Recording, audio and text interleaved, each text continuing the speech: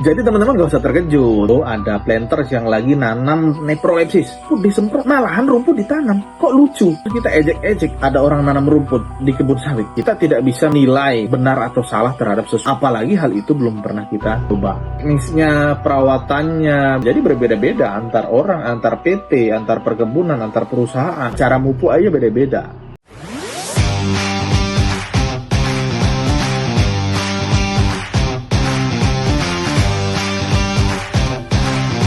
Salam Planters Indonesia. Halo sahabat Planters, apa kabar? Pada video kali ini kita akan membahas satu topik yang mungkin sering kita anggap sepele, namun ternyata menyimpan banyak manfaat tersembunyi, terutama dalam konteks pengelolaan lahan perkebunan kelapa sawit. Topik kita kali ini adalah necrolepsis, atau yang sering disebut sebagai pakis pedang. Meski sering dianggap sebagai gulma, tanaman ini ternyata memiliki peran penting yang tidak boleh diremehkan. Apa itu necrolepsis? Necrolepsis adalah sejenis tanaman paku-pakuan yang biasa tumbuh secara liar di bawah tegakan kelapa sawit.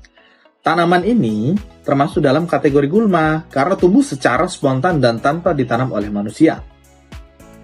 Namun, dalam dunia pertanian modern dan berkelanjutan, kita tidak bisa lagi hanya mengkategorikan tanaman sebagai gulma semata-mata karena kemunculannya yang liar. Kita harus melihat lebih dalam apa manfaat dan peran ekologis yang bisa ditawarkan oleh tanaman tersebut. Necrolepsis merupakan salah satu contoh nyata bahwa tidak semua gulma itu merugikan.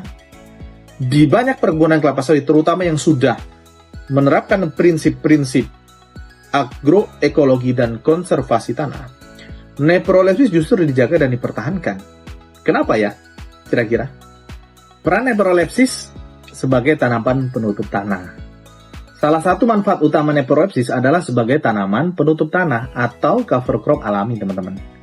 Tanaman ini tumbuh rapat dan menyebar luas di permukaan tanah, sehingga mampu melindungi tanah dari paparan langsung sinar matahari dan curah hujan yang berlebihan. Dengan adanya lapisan vegetasi ini, tingkat evaporasi dan penguapan air dari permukaan tanah dapat ditekan sehingga kelembapan tanah itu tetap terjaga. Jadi tanah itu selalu lembab. Nah, tidak hanya itu, necrolepsis juga sangat efektif dalam mengurangi erosi tanah, teman-teman. Di daerah-daerah dengan kemiringan yang ekstrim, seperti perkebunan sawit yang ada terasan-terasan seperti itu, air hujan yang jatuh dengan deras bisa menghanyutkan lapisan tanah bagian atas yang subur. Namun dengan adanya necrolepsis ini, air hujan akan terhambat lajunya karena tertahan oleh akar-akar tadi, oleh akar-akar dan daun tanaman ini. Akibatnya, partikel tanah tetap berada di tempatnya dan tidak mudah erosi. Hal ini sangat penting, terutama di perkebunan kelapa sawit yang luas dan berada di wilayah curah hujan yang tinggi, teman-teman. Gitu. Kemudian, selain itu apa lagi? Yaitu peran necrolepsis adalah meningkatkan cadangan air, ya, cadangan air dan kesehatan tanah. Selain menjaga kelembapan, necrolepsis juga membantu meningkatkan cadangan air tanah, teman-teman. Dengan sistem akar serabutnya, ya, yang rapat dan menjalar, necrolepsis mampu meningkatkan infiltrasi air hujan ke dalam tanah, bukan hanya mengalirkannya di permukaan. Artinya, air hujan yang turun tidak langsung terbuang, tetapi diserap oleh tanah dan menjadi cadangan air yang sangat berguna bagi tanaman kelapa sawit, terutama pada musim kemarau, teman-teman. Lebih jauh lagi, ketika daun dan bagian tanaman necrolepsis yang sudah tua mengalami pelapukan, mereka akan menyumbang bahan organik ke dalam tanah. Bahan organik ini sangat penting untuk memperbaiki struktur tanah, meningkatkan kapasitas tanah, kemudian memperbaiki kemampuan tanah dalam menyimpan air dan nutrisi, serta menjadi sumber energi bagi mikroorganisme tanah. Semua itu berdampak langsung pada kesehatan tanah, loh teman-teman.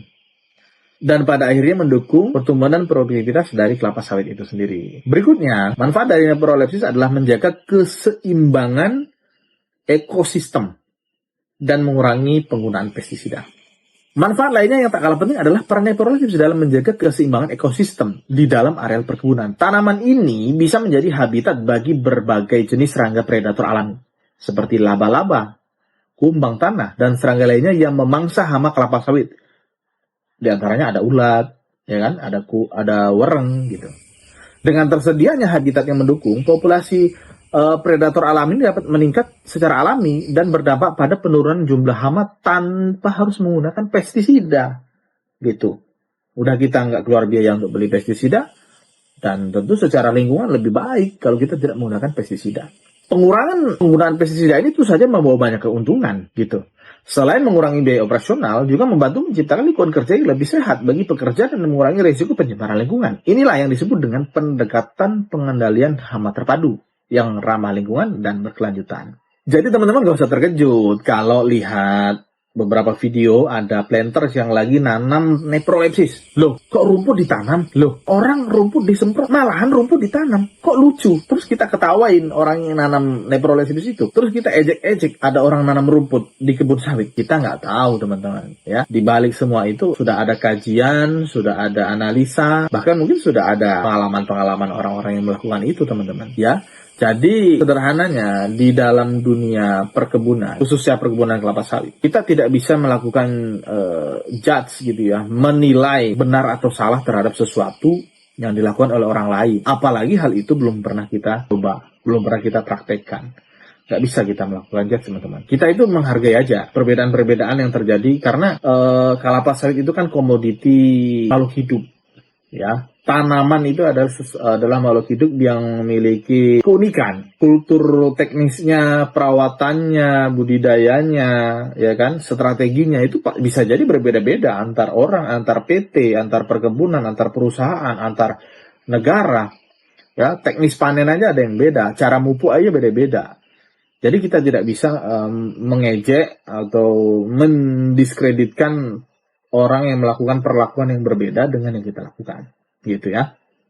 Nah, sebagai penutup, Sobat Planters Indonesia, di paparan tadi kita bisa melihat bahwa neprolepsis yang mungkin selama ini dianggap hanya sebagai gulma pengganggu, ternyata memiliki peran penting yang sangat strategis dalam sistem pertanian berkelanjutan, khususnya di perkebunan kelapa sawit.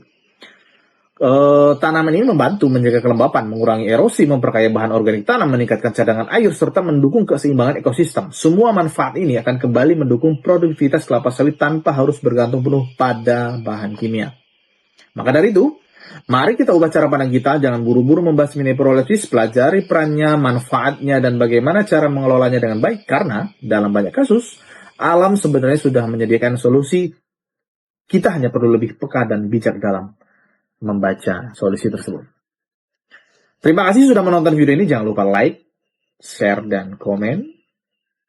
Jangan lupa juga subscribe untuk mendapatkan informasi seputar dunia perkebunan kelapa sawit, kehidupan para planters, dan lain-lain semacamnya. Sampai jumpa di video berikutnya. Terima kasih. Salam Planters Indonesia. One is the loneliest number that you